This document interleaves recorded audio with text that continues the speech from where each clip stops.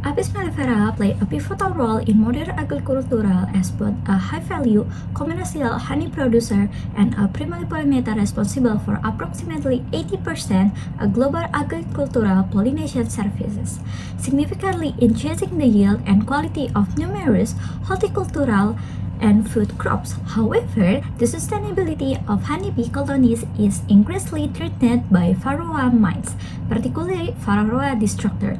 Associated with Apis cerana, this parasite successfully shifted host Apis mellifera in the early 20th century and rapidly spread worldwide, triggering a major beekeeping crisis in the 1980s.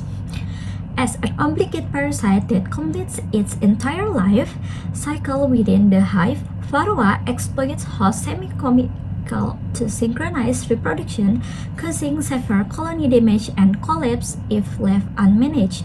Consequently, beekeepers have become highly dependent on synthetic acaricides such as amitraz, comapose, fluvalinate, and flumethrin to maintain colony viability, as untreated colonies often collapse within 2 to 3 years.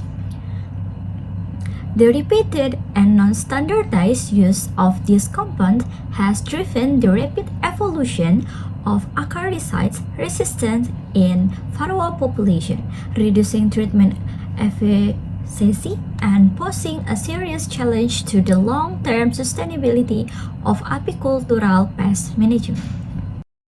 Okay, so now we talk about the methods. The first method is genomic approach and genome assembly. So using comparative genomics to study the rapid adaptation of Varroa structure to acaricides, and then comparing acaricides exposed population and control populations. And then the whole genome sequencing using Illumina, PacBio, and HiC sequencing, and then the novel genome assemblies or hybrid assembly down to the chromosome level.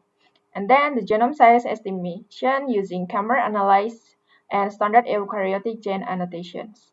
And the second method is identification of resistant genes and molecular evolution. So genome comparison with related mites such as Varroa jacobsoni and Tropilelaps mercedes. So it's identification by the orthologous genes and then gene family undergoing evolutionary change. And then the analysis of positive selections and gene duplications. And the focus on resistant genes is the toxification such as CYP, GST, and esterase, and then transporter like IVC, and then nervous system like glutamate receptor and GABA channels. And the third method is functional analysis and genetic federation. So genetic ontology analysis to identify the dominant biological pathways like population genetic variation analysis such as genomic mapping, SNP identification, population structure, and then the gene expression analysis. And next, the data integration to explain the rapid adaptation mechanism of Varroa structure. What is impact of Varroa mites on honeybees? According to Warner et al. 2024, there are several impacts.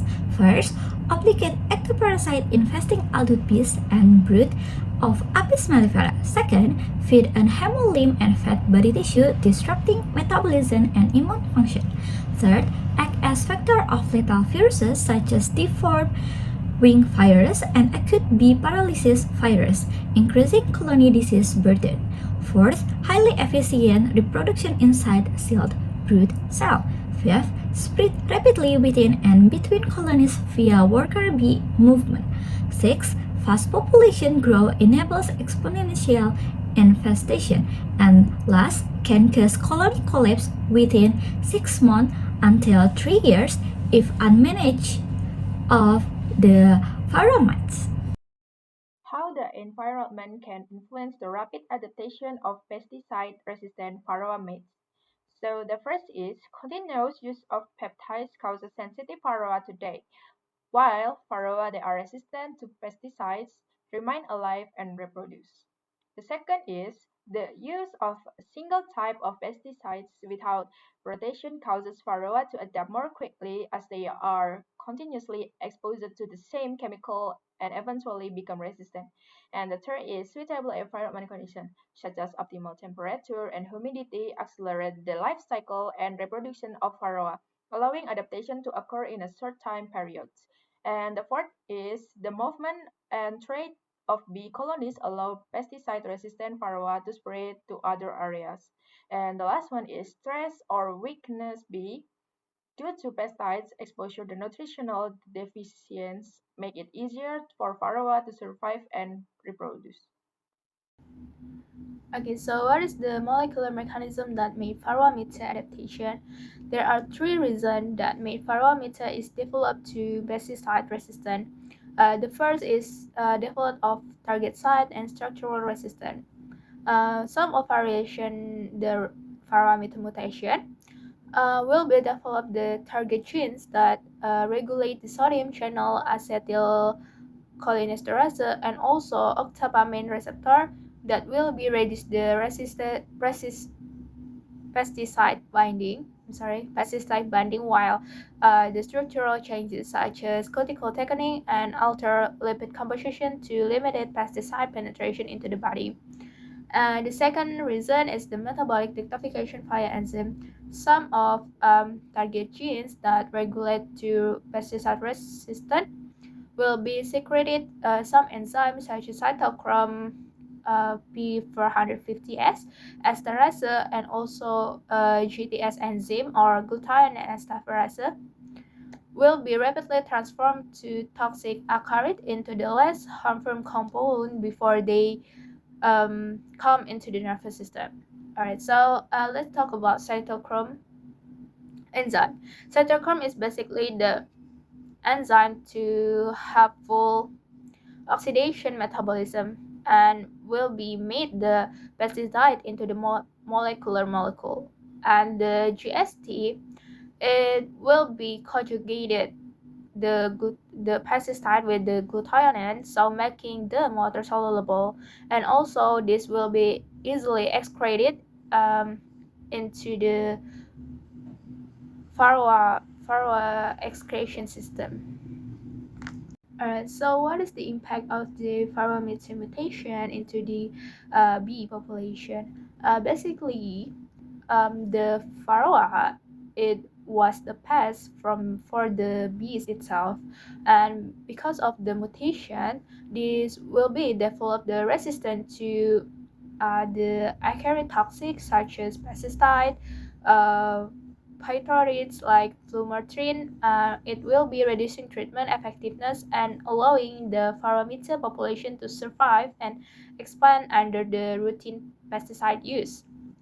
And also, it will be directly to affect on the physically damage on the bee itself because the Varroa feeds on the body fat body, and this is impairing the immunity metabolism and also detoxification for the bees to the weaker and make the bees into the shorter life. And also the Varroa, it was virus transmission, and there will be a factor for the virus such as the deformed wing virus or DWV and causes the wing deformitis. And also this is reduced flight ability and early death of the worker bees.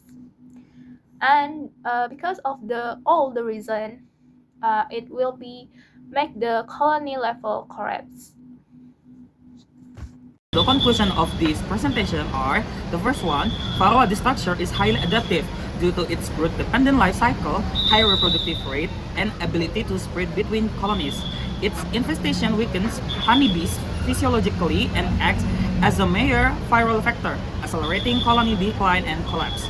The second one, intensive and repeated pesticide use combined with high colony density, migratory beekeeping, and favorable environmental conditions creates strong selection pressure. These factors accelerate the emergence and spread of pesticide-resistant Varroa population. And the last one, pesticide-resistant in Varroa arises through target site mutation, enhance detoxification enzymes such as GST, and structural adaptations. This resistance reduces the effectiveness of chemical control, increases mite populations, compromises honeybee health, and highlights the need for sustainable integrated pest management strategies.